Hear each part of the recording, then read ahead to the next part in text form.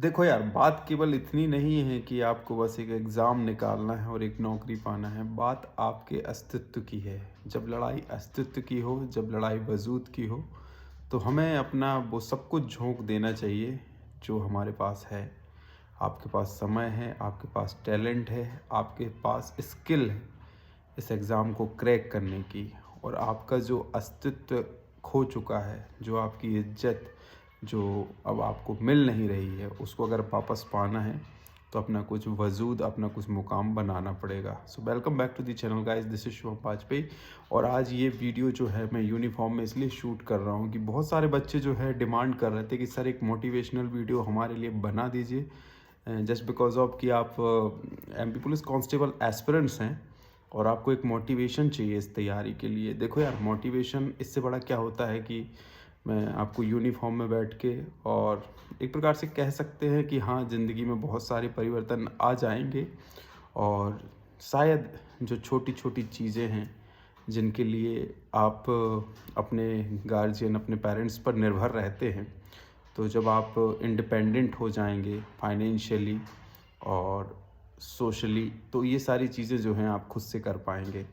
वजूद और अस्तित्व इसी की लड़ाई है कि हम अपने आप में क्या बन गए हैं और हम जो हैं बिना किसी के सहारे क्या कुछ कर सकते हैं। तो हमें अपना वजूद अगर बनाना है, हमें अपना अगर मुकाम हासिल करना है, तो ये जॉब, ये अपॉर्चुनिटी आपके लिए बहुत ही ज़्यादा इम्पोर्टेंट है। सारी चीज़ों से ज़्यादा प्राथमिकता अगर आपको किसी चीज़ को देनी चाहिए तो इसी को देना चाहिए। आप अपना समय किस चीज़ में बर्बाद करते हो? आप अपना समय रील्स देखने में बर्बाद करते हो? आप अपना समय खेलने कूदने में बर्बाद करते हो? आप अपना समय फालतू का चिट चैट करने में बर्बाद करते हो? आप अपना समय जो है सोशल मीडिया प्लेटफॉर्म पे बर्बाद करते हो? ये सारी चीज़ें यहीं की यहीं रहेंगी। फेसबुक भी वहीं रहेगा जितना इतने सालों से है, तो आगे भी रहेगा, क्योंकि इसने व्हाट्सअप को भी ख़रीद लिया है, इंस्टाग्राम को भी ख़रीद लिया है, तो ये तो रहेगा ही। और ये सारी चीज़ें, व्हाट्सअप, इंस्टाग्राम, ये भी रहेंगी। गर्लफ्रेंड भी रहेगी, बॉयफ्रेंड भी रहेंगे, वो कहाँ जाएंगे?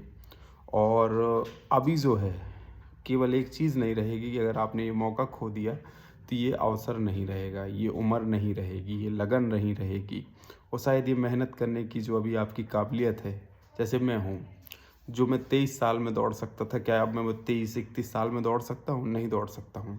तो इस एनर्जी का, इस पॉइंट ऑफ टाइम का सही इस्तेमाल करके हमें जॉब लेना है और अपना वजूद, अपना अस्तित्व पहले बनाना है। फिर ये सारी चीज़ें जो हैं सेकेंडरी हैं और आपके साथ जो हैं, इसके साथ जो है पैकेज में इन्वॉल्व्ड हैं। मतलब आपको ये चीज़ें अपने आप मिल जाएंगी। जिसकी सरकारी नौकरी लग जाती है, इस पे तो बहुत सारे मीम्स बनते हैं, मैं बोलूँगा तो अतिशयोक्ति नहीं होगी कि जिसकी सरकारी नौकरी लग जाती है उसको कहना चाहिए उसकी शादी भी हो जाती है, गर्लफ्रेंड भी बन जाती है, एक्सेट्रा एक्सेट्रा, जो आपकी अपेक्षाएं होती हैं। तो इन चीज़ों के पीछे जो है नहीं भागो, भागो उसके पीछे जो आपने अगर आज छोड़ा तो वो आपको कल नहीं मिलेगा। सारी चीज़ें मिल जाएंगी, केवल ये अपॉर्चुनिटी दोबारा नहीं मिलेगी। तो अपना पूरा जो एनर्जी है, एनर्जी से मतलब हर एक चीज़ की एनर्जी जो है आपको उसी में लगानी है। और मैनेजमेंट सबसे ज़्यादा इम्पोर्टेंट इसमें रोल प्ले करता है। आपका एग्ज़ाम कब है, आपके लिए समय कितना बचा है, फिज़िकल के लिए कितना समय बचा है। मैं ये नहीं कह रहा हूँ कि केवल सीबीटी के लिए, चाहे आप फिज़िकल भी देने वाले हो, आने वाले समय में आपका स्कोर अच्छा हो गया है, तो वहाँ पे आप ये सोच के बैठो कि मैं तो कर लूँगा, मैं तो कर लूँगा, बिना अपने आप को चेक किए, बिना उसका कुछ मैनेजमेंट बनाए, बिना कोई रणनीति बनाए, तो ये नहीं होने वाला है। हर चीज़ एक जो है रणनीति मांगती है, हर चीज़ में एक स्ट्रैटेजी लगती है उसमें अच्छा रिजल्ट पाने के लिए। तो चाहे आप फिज़िकल एस्पिरेंट्स हो, चाहे आप सीबीटी एस्पिरेंट्स हो, हर चीज़ के लिए अपनी एक स्ट्रैटेजी बनाओ कि मेरे मेरे एग्ज़ाम में अब 20 दिन बचे हैं या 10 दिन बचे हैं, तो इतने घंटे हैं मेरे पास, एक दिन में मेरे पास 12 घंटे। अब 12 घंटे तो मुश्किल ही है कि आप पढ़ पाते होगे, 7-8 घंटे हैं। तो अगर आपके पास 20 दिन है तो आपके पास लगभग 150 घंटे हैं। तो उन 150 घंटे में हमें कितने घंटे मैथ्स में देना है, कितने घंटे रीजनिंग में देना है, और कितने घंटे जीके जीएस में देना है, इसका प्रॉपर मैनेजमेंट बनाओ। जो आपका टाइम सीज बना, मैं सीबीटी वालों के लिए बात कर रहा हूँ, कि सबसे ज़्यादा समय वेटेज के हिसाब से, कि पेपर में किसका वेटेज ज़्यादा है, उसके हिसाब से उतना टाइम अलॉट कर दो कि आप इतना घंटे मैथ्स लगाओगे, इतना घंटे रीजनिंग लगाओगे, और बाकी समय जो बचा हुआ है वो अपना general science, GK, GS, MP GK, current affair इनमें दोगे। तो ये बेल मैनेजमेंट आपको बनाना पड़ेगा। जिसका वेटेज ज़्यादा उसको टाइम ज़्यादा। और उन यूटिलाइजेशन में आप ये देखो कि कौन से चैप्टर्स हैं जो आपसे बहुत अच्छे तरीके से आते हैं, उन चैप्टर्स पे ज़्यादा फोकस करके उनका रिवीजन करना, नंबर ऑफ़ क्वेश्चन उन चैप्टर्स के ज़्यादा लगाना, ताकि एग्ज़ाम में वो वाले प्रश्न आएँ तो जो है आप वो वाले प्रश्नों को गलत ना कर दें, उनके नंबर आपके कट ना जाएं, उनको सॉलिड श्योर करना है। तो ये चीज़ हो गई। ऐसे ही आप रीजनिंग में कर लो। अब उसके बाद में 1 या 2 घंटे डेली रखो जिसमें आप करंट अफेयर, जनरल साइंस और अपना ये एमपीजी के वगैरह जिसमें आप पढ़ सकते हो। इससे ज़्यादा देने की आवश्यकता नहीं है। इस मैनेजमेंट के साथ आप 80+ स्कोर कर सकते हो। और जब आप 80+ स्कोर अगर आपने सीबीटी में कर लिया तो डेफिनेटली अगर आप वहाँ फिज़िकल में 65, 70, 75 नंबर भी ले आए तो आपका सिलेक्शन श्योर है। इस बार आपकी वर्दी कंफर्म है, क्योंकि ये वर्दी 1 या 2 साल या 3 साल 4 साल का नहीं है। ये कोई प्राइवेट जॉब नहीं है। ये 62 साल तक की सॉलिड श्योर आपकी प्रतिबद्धता है इस वर्दी के लिए कि ये सेवा आपको प्राप्त हुई है मध्य प्रदेश पुलिस में देने के लिए। और ये नौकरी नहीं हो कि एक सेवा है जो हम जनता की करते हैं। और जनता की सेवा के साथ साथ जो है आपका भी एक जो है मुकाम बन जाता है। मुकाम से मतलब ये नहीं कि आप पैसा कमाने के लिए इस जॉब में आ रहे हैं। पैसा तो आता है, ऑफ कोर्स सैलरी आपको मिलेगी आपका जीवन निर्वहन करने के लिए। लेकिन अभी आप इस स्तर पे खड़े हैं क्या कि सारी चीज़ें आप ज़िंदगी भर ऐसे ही बिना किसी मुकाम के हासिल कर लोगे? तो नहीं। आपके पास जब एक फिक्स्ड आय रहेगी, हर महीने आपको सैलरी मिलेगी, तो आप अपना भी पोषण कर सकते हैं, साथ ही अपने परिवार का भी जो है पोषण कर सकते हैं। साथ ही देश एवं समाज एवं प्रदेश की भी सेवा आप अच्छे से कर सकते हैं। तो इससे बढ़िया तो और प्रोफेशन नहीं है, मैं मानता हूँ। तो सच्ची लगन, सच्ची मेहनत से लग जाओ। और किसी को जवाब मुँह से देना उतना अच्छा नहीं होता जितना हम अपने कर्म के माध्यम से, जितना हम अपने जो है जो हमारे स्टेप्स होते हैं, जो हम करते हैं, उसके माध्यम से जवाब देना सबसे अच्छा होता है। जहाँ हम बिना बोले ही वो सब कह जाएं कि सामने आपके जो आलोचक हैं, जो आपके दुश्मन हैं, वो चुप हो जाएं। पहले आपसे बहुत लोग, आपके रिश्तेदार, रिलेटिव, पड़ोसी, ये सब मज़े लेते हैं, क्या कर रहा है आजकल आपका लड़का, पढ़ रहा है, लिख रहा है, तैयारी कर रहा है, क्या हुआ, बार बार उस चीज़ को कुरेदते हैं।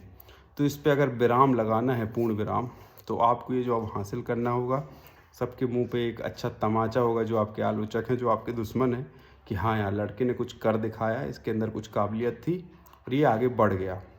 और आने वाले समय में जब 2, 4, 6 साल बीतेंगे, आप फाइनेंशियली स्टेबल होगे और सारी चीज़ें होंगी, आपकी शादी होगी, आपका अच्छा घर बनेगा, तो ये सारी चीज़ें फिर आपको कहनी नहीं पड़ेंगी कि आप उनसे बेहतर हैं। तो अपने आप को बेहतर बनाने के लिए आज आपको जो है अपना 100% देना पड़ेगा।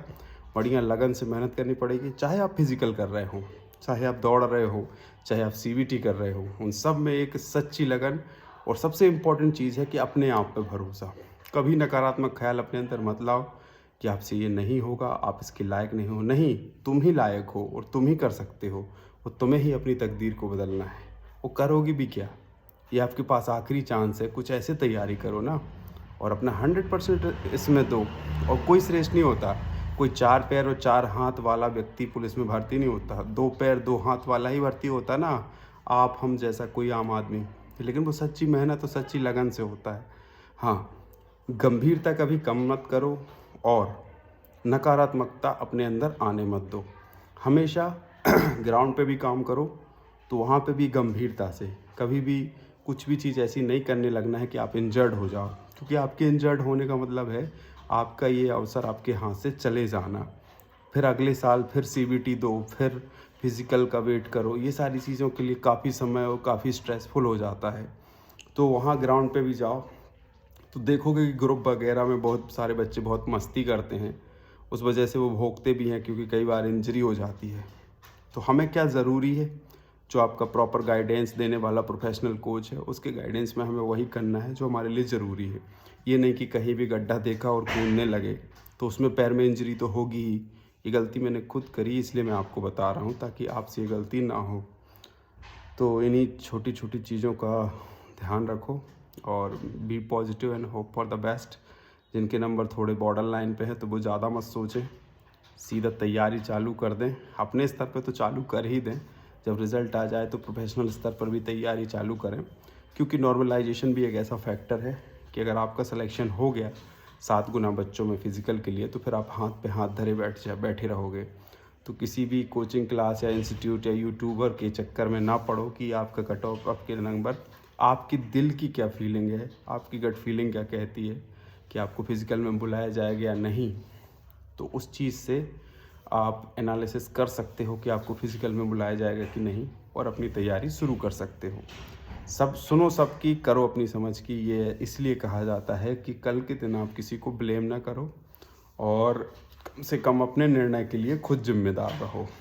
तो करो भाई अच्छे से तैयारी और be positive and hope for the best. Wish you all the very best. आपके जो है उज्ज्वल भविष्य की कामना करते हुए, जय हिंद, जय भारत।